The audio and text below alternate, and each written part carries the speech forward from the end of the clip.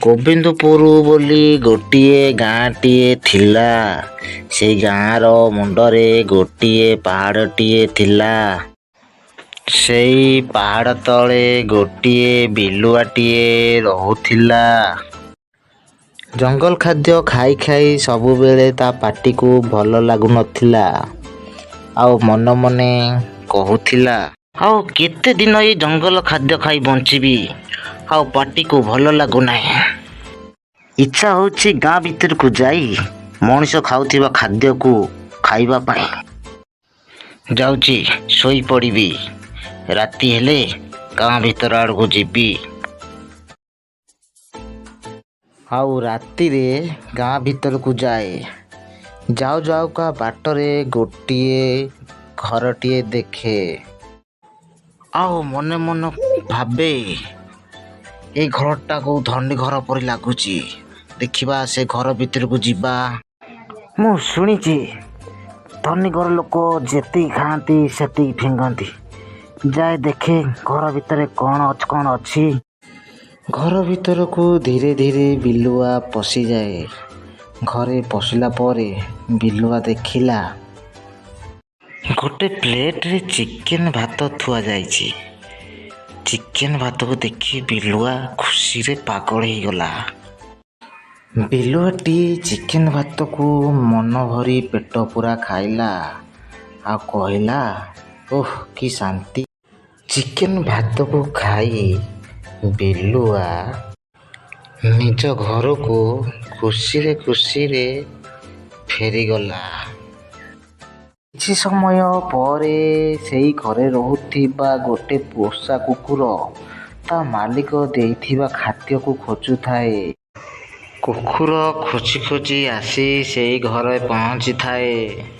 ଦେଖେ ମାଲିକ ଦେଇଥିବା ଖାଦ୍ୟକୁ ଆଉ କିଏ ଖାଇ ଦେଇଛି। କୁକୁରଟି କହେ, ମୋର ବୋଧେ ଆଜି ଲେଟ୍ ହେଇଗଲା। ସମସ୍ତେ ଖାଇସାରିଲା ପରେ ମୁଁ ଆସିଲି। ଏମିତି କହି କୁକୁରଟି ଉପାସ ଶୋଇପଡ଼ିଲା। ତା ପରଦିନ ପୁଣି ରାତିରେ ବିଲୁଆ ଆସି କୁକୁରର ଖାଦ୍ୟକୁ ପୁଣି ଖାଇ ଘରକୁ ଫେରିଯାଏ। ଆଗ ପରି ପୁଣି କୁକୁରଟି ଉପାସ ରହିଲା। କିଏ ଖାଉଛି ବୋଲି ଦିନେ କୁକୁର ଧରିବା ପାଇଁ ଦିନେ ଘର ଭିତରେ ଲୁଚି ରହିଲା। କୁକୁରଟି ତା ମାଲିକ ଦେଇଥିବା ଖାଦ୍ୟକୁ ସେଇଦିନ ସେ ଖାଇଲା ନାହିଁ। ଆଉ ବିଲୁଆ ପାଇଁ ରଖିଦେଲା। କିଏ ଖାଉଛି ବୋଲି ତାକୁ ଧରିବା ପାଇଁ ସେ ଲୁଚି ରହିଲା। ଆଉ ସେଇଦିନ ରାତି 12ଟାରେ ବିଲୁଆ ଆସିଲା। କୁକୁର ପାଇଁ ରଖାଯାଇଥିବା ଖାଦ୍ୟକୁ ବିଲୁଆ ଖାଇଲା।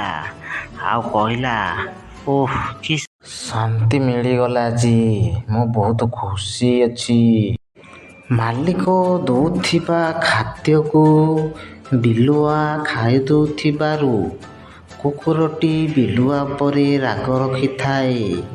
ଆଉ କୁକୁରଟି ତାର ଗାଁ ସାଙ୍ଗମାନଙ୍କୁ ଡାକି ଗୋଟିଏ ଘରେ ଜଗି ବସିଥାଏ। ଆଉ ବିଲୁଆ ଆସିବା ସମୟକୁ ଚାହିଁ ରହିଥାନ୍ତି। କିଛି ସମୟ ପରେ ସେଇ ଘରକୁ ବିଲୁଆ ପଶିଆସେ। ଆଉ ଖାଇବା ପ୍ଲେଟକୁ ଖୋଜେ, ହେଲେ ଖାଇବା ପ୍ଲେଟ୍ ପାଏ ନାହିଁ। କୁକୁରଟି ପୂର୍ବରୁ ଖାଇ ଦେଇଥାଏ। ବିଲୁଆକୁ ଦେଖି କୁକୁର ସାଙ୍ଗମାନେ ବିଲୁଆକୁ ଘେରି ପକେଇଲେ। ଆଉ ରମ୍ପାରମ୍ପି ସହିତ କାମୁଡ଼ା କାମୁଡ଼ି କରିଲେ। ଆଉ ବିଲୁଆ ବିଚରା ସେଇ ଜାଗାରୁ ଖସି ଆସିପାରୁନଥାଏ। ଆଉ ବିଲୁଆକୁ ଖଣ୍ଡିଆ ଖାବରା କରି ରକ୍ତାକ୍ତ କରି ପକେଇଲେ କୁକୁରର ସାଙ୍ଗମାନେ। ନମସ୍କାର ଓଡ଼ିଶାବାସୀ, ମୋର ପ୍ରିୟ ଗୁରୁଜନ ଓ ଭାଇ ଭଉଣୀମାନେ। ଆଜିର ଏଇ ଭିଡ଼ିଓରେ ଆମେ କ'ଣ ଶିଖିଲେ? ଆଜିର ଏଇ ଭିଡ଼ିଓରେ ଆମେ ଏଇଆ ଶିଖିଲେ ଯେ କୌଣସି ଲୋକର ଟଙ୍କା ହେଉ, ସୁନା ହେଉ, ଯେକୌଣସି ଅର୍ଥ ଉପରେ ଚୋରି ଓ ଟାଉଟରି କରିବା ନାହିଁ। ଯାହାଦ୍ୱାରା ବିଲୁଆ ପରି ଆମର ଶେଷ ଅବସ୍ଥା ଆସିପାରେ।